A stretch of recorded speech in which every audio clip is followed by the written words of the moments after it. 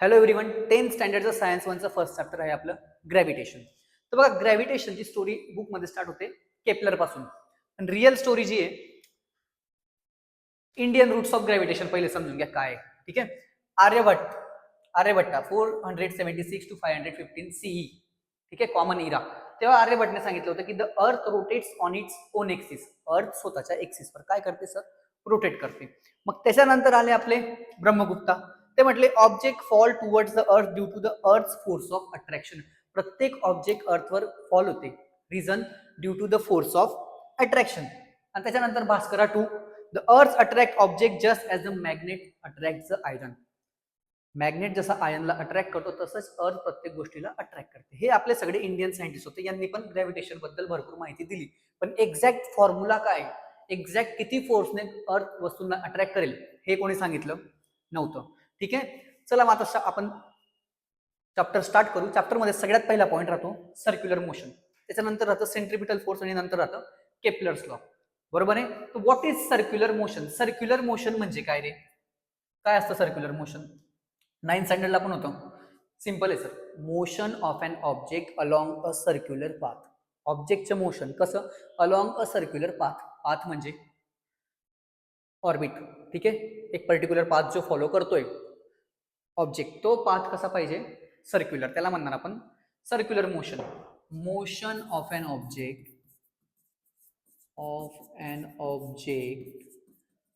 along a circular रस्ता, circular path. ठीक आहे. इट इज कॉल्ड दिसतंय का sir clear? Circular motion. Hariom. मग एक्झाम्पल काय सर्क्युलर मोशनचे? एक्झाम्पल सगळ्यात पहिले simple example, motion of moon around the earth. तो पण सर्क्युलर ऑर्बिट मध्ये फिरतोय. दुसरं example, motion of planet around the sun. जितके पण प्लॅनेट आहेत सोलर सिस्टीम मध्ये सगळे सनच्या अराउंड रिव्हॉल्व करतायत इन अ सर्क्युलर ऑर्बिट. ठीक आहे. सेकंड एक्झाम्पल जर सांगायचं होतं, इलेक्ट्रॉन काय करतो? रिव्हॉल्व करतो around the nucleus. Electron revolve around the nucleus. बरोबर आहे विधी? In a circular orbit. ठीक आहे. तर याला म्हणतो आपण सर्क्युलर मोशन सर. ठीक आहे. Next, centripetal force. काय भानगडे? बघा, सर्क्युलर मोशन जर होतं आहे, जर एक ऑब्जेक्ट दुसऱ्या ऑब्जेक्टच्या अराउंड रिव्हॉल्व करते आहे, म्हणजे काय की सपोज समजा एक काम करा, इथं नाही इकडं चला. सेंट्रिपिटल फोर्स ना समजवतो, 2 मिनिट. सेंट्रिपेटल फोर्स म्हणजे असा फोर्स जर ऑब्जेक्ट सर्क्युलर मोशन करते, ठीक आहे, तर काहीतरी मजबुरी आहे की ऑब्जेक्ट काय करते? गोल गोल फिरते. ठीक आहे. आणि तो फोर्स जो ऑब्जेक्टला मजबूर करतोय सर्क्युलर मोशन करायला, त्याला आपण नाव देऊन देणार सेंट्रिपिटल फोर्स. सेंट्रिपिटल म्हणजे काय? Towards the centre. याला म्हणतो आपण सेंट्रिपिटल फोर्स. असा फोर्स ज्याच्यामुळे ऑब्जेक्ट एका सर्क्युलर पाथ मध्ये रिव्हॉल्व करते. जसं की समजा for example,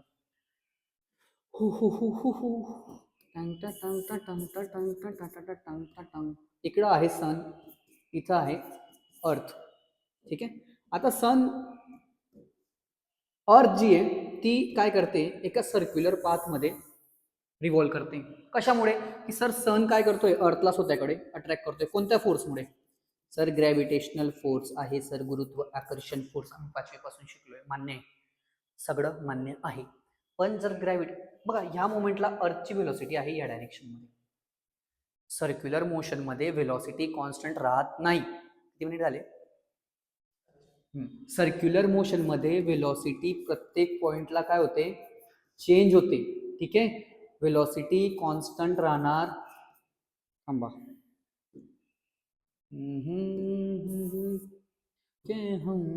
in circular motion velocity of an object performing circular motion is not constant.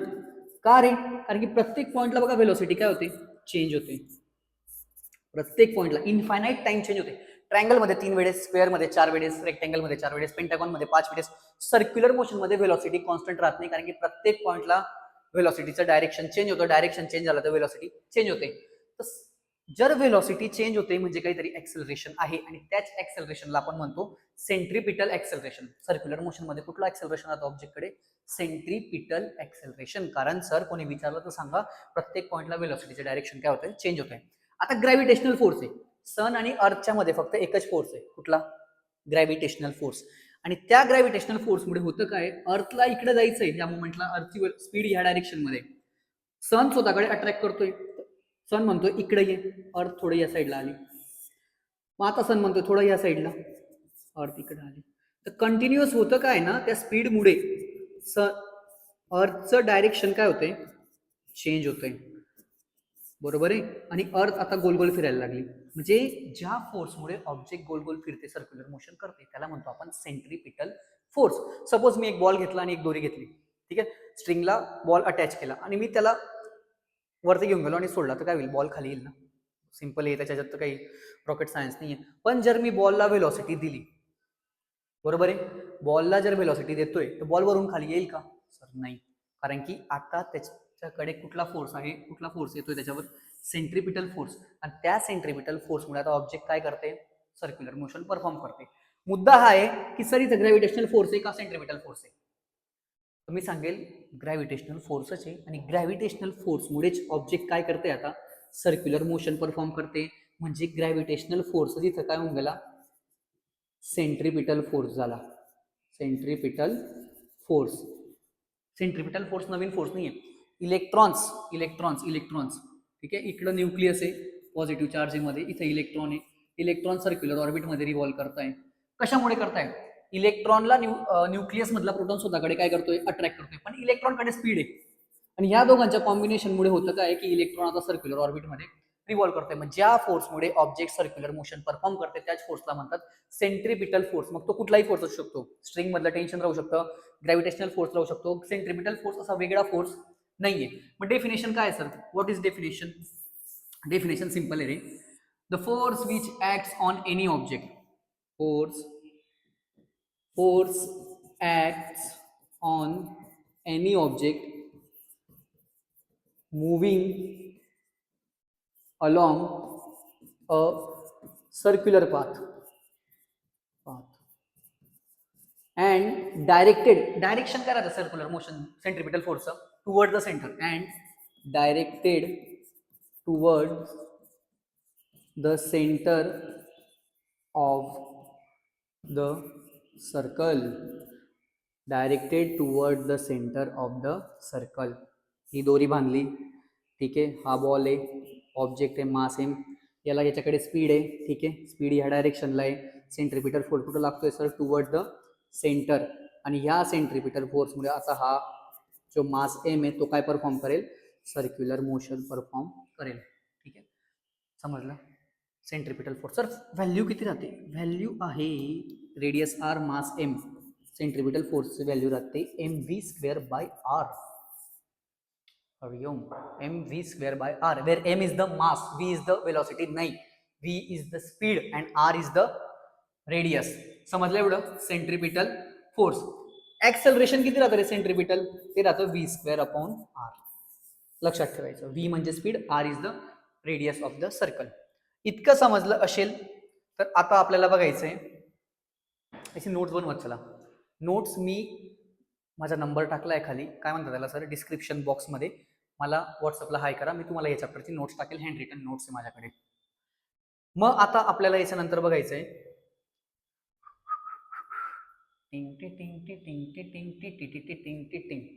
Kepler's law of planetary motion. हा भाऊ आहे केपलर, केपलर आप्पा, आणि हा आहे टायको ब्राहे. स्टोरी अशी आहे की टायको ब्राहे जो होता, केपलर्सचे डोळे तर खूप वीक होते, केपलर्सला खूप क्लिअर दिसायचं नाही. तर टायको ब्राहे जो होता हा ॲस्ट्रॉनॉमर होता, एक ऑब्झर्वेशन करायचा तो स्पेसचे. आणि त्याने लाईफ टाईम जे ऑब्झर्वेशन केले ना ते सगळे त्याने एका बुकमध्ये लिहिले. पण त्याला त्या बुकचं त्याने काही कन्क्लुजन काढलं नाही, त्याला ॲनालाइज केलं नाही. काय बोलतोय मी की केप्लरने नाही टायको ब्राहेने डेटा बनवला. सपोज मार्स एक प्लॅनेट आहे, सपोज काय मार्स एक प्लॅनेट आहे, मग मार्सचा स्टडी करताय, 10 वर्ष 15 वर्ष स्टडी केला आणि त्याने एका डायरीमध्ये सगळं डिटेल लिहिली की मार्सचा ऑर्बिट कसा राहील, काय राहील, कसं राहील, ठीक आहे, टाइम पिरियड काय राहील. तो डेटा अनालाइज केला या भाऊने, कोणी केप्लरने, आणि मग केप्लरने 3 लॉ दिले. म्हणजे डेटा होता केप्लरचा, अनालाइज केला, सॉरी डेटा होता टायको ब्राहेचा, अनालाइज केला केप्लरने, आणि मग त्याने 3 लॉ बनवले प्लॅनेटरी मोशनचे. 3 law Kepler's 3 laws of planetary motion. हे आपल्याला एक्झाम मध्ये किती मार्क्सला येतं सांगू? 3 मार्क्सला येतं. मग काय केप्लरचा लॉ? सर सगळ्यात पहिला लॉ आहे law of orbit. Law of orbit. Kepler म्हणतो की हे जे तुम्ही सर्क्युलर मोशन स्टडी करताय ना, प्लॅनेटचा जो ऑर्बिट आहे तो सर्क्युलर नाहीये, तो आहे इलिप्टिकल.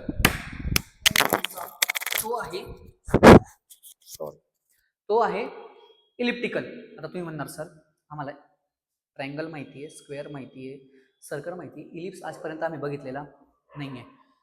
इलिप्स मी तुम्हाला दाखवतो, काही चिंता करू नका. बघा, असं इमॅजिन करा की आपल्या स्कूलच्या ग्राउंडवर 2 पोल आहेत. 2 पोल आपण फिक्स करून दिले. या पोलला नाव दिलं F1, याला नाव दिलं F2, आणि काय केलं, या दोघं पोलमधून आपण एक दोरी फिरवली अशी, ठीक आहे, एक दोरी आहे, स्ट्रिंग आहे, ठीक आहे, एकदम टाईट नाही आहे, लूज आहे स्ट्रिंग.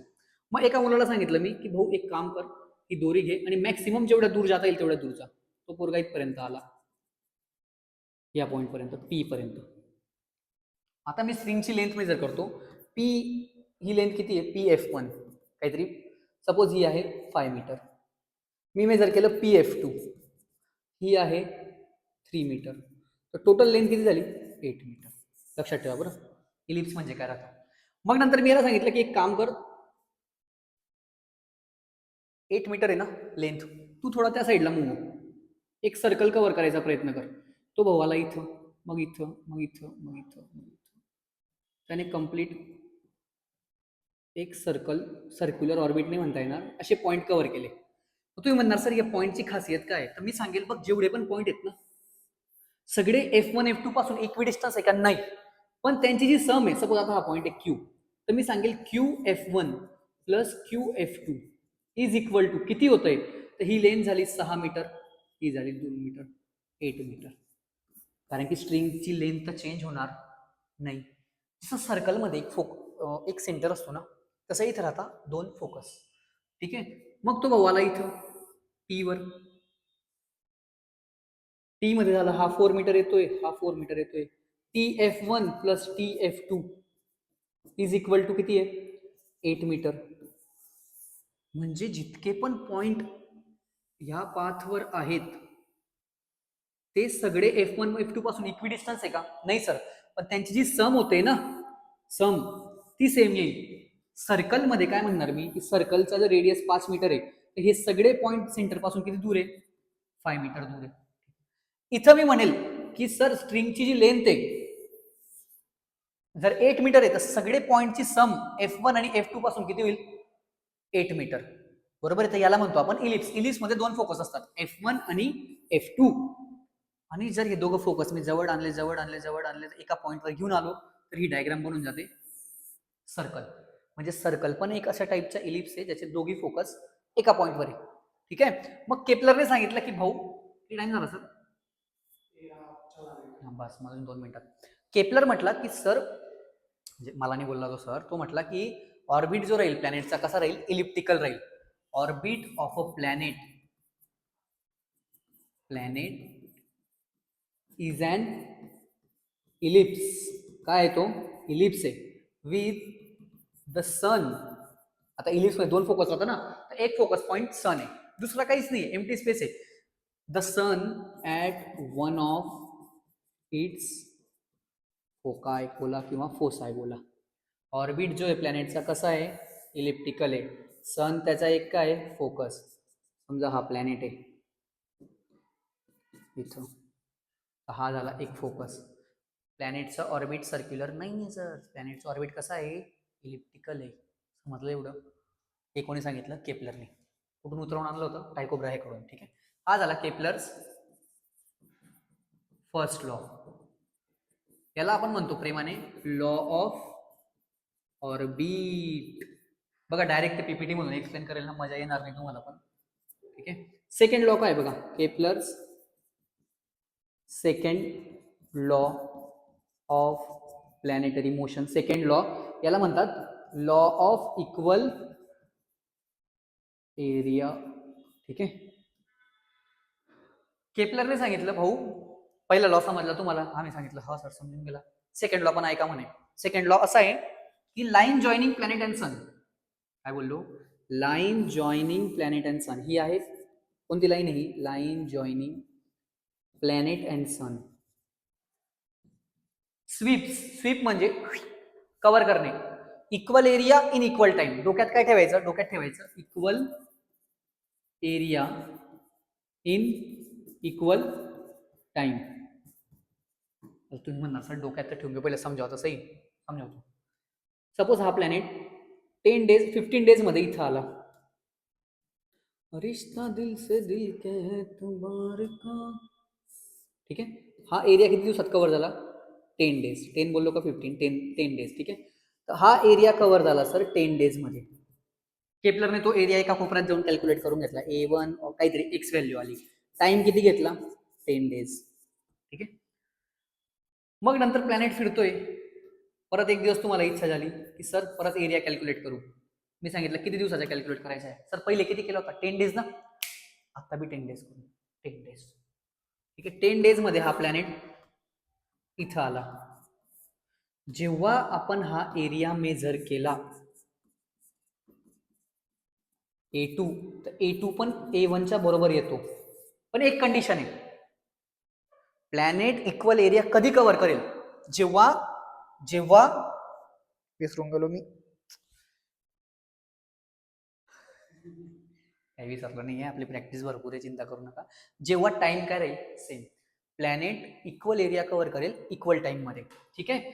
मग लिहायचं कसं आहे बघा, हे 3 मार्काला येईल बरं, 3 मार्काला येईलच हे बोर्डाच्या पेपरला. तर लिहायचं line joining planet and sun, joining planet and sun sweeps equal area in equal time interval. ठीक आहे. Line joining planet and sun sweeps equal area in equal time interval. ठीक आहे. आता टाइमपास करत नाही मी, तुम्ही एरिया 15 डेज घ्या, काही प्रॉब्लेम नाही.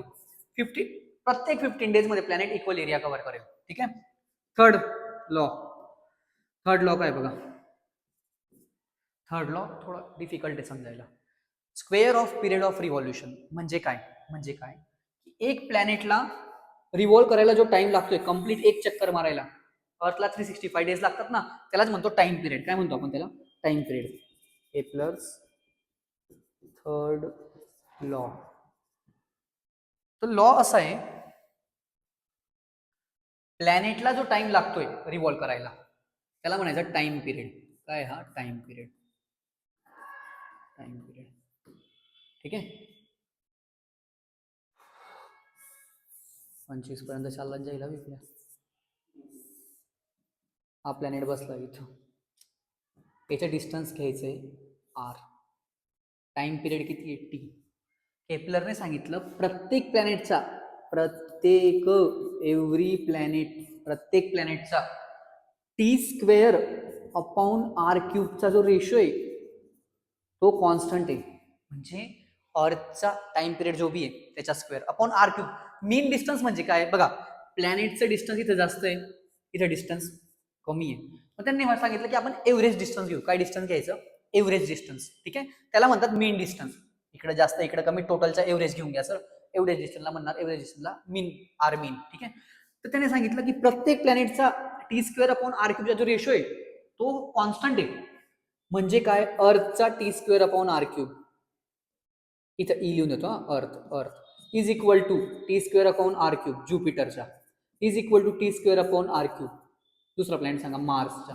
जितके पण प्लॅनेट आहेत सगळ्यांचा T² अपॉन R³ चा रेशो काय येईल? कॉन्स्टंट येईल सोलर सिस्टीम मध्ये. तो चेंज होत नाही. खूप मोठी गोष्ट आहे ना की अर्थवर बसून तो हे सांगतोय की मार्सच्या T² अपॉन R³. बघा टीचिंग करताना असंही सांगता येईल की T is directly proportional to R. R वाढला, जेवढा प्लॅनेट दूर जाईल तेवढा टाइम पिरियड पण वाढेल. हे पण ट्रू आहे, पण 100% लॉक आहे की T square directly proportional to R cube. म्हणजे काय की टी स्क्वेअर अपॉन आर क्यूबचा रेशो कधीच चेंज होत नाही. सगळ्या प्लॅनेटचा टी स्क्वेअर अपॉन आर क्यूबचा रेशो ऑलमोस्ट किती येतो सांगू? ऑलमोस्ट तुम्ही बघणार नेटवर तो 1 येतो, तो 0.99 1.00 म्हणजे ऑलमोस्ट 1. आता लर्न कसा करायचा आहे बघा. Square off period of revolution of a planet around the sun is directly proportional म्हणजे कसं हे बघा, T square is directly proportional to the cube of mean distance of the planet from the sun. म्हणजे T square is directly proportional to R cube. मग याच्यानंतर लिहायचं T square is equal to K times R cube. आणि मग final आन्सरने म्हणताय ना derivation T square upon R cube is equal to constant. Kepler आप्पा बोलून गेला की प्रत्येक प्लॅनेटचा टी स्क्वेअर अपॉन आर क्यूबचा रेशो कॉन्स्टंट येईल. ठीक आहे. नेक्स्ट लेक्चरमध्ये टाकेल Newton's universal law of gravitation. एक म्हणजे 4-5 लेक्चरमध्ये मी चॅप्टर कंप्लीट करेल. ठीक आहे. थँक्यू.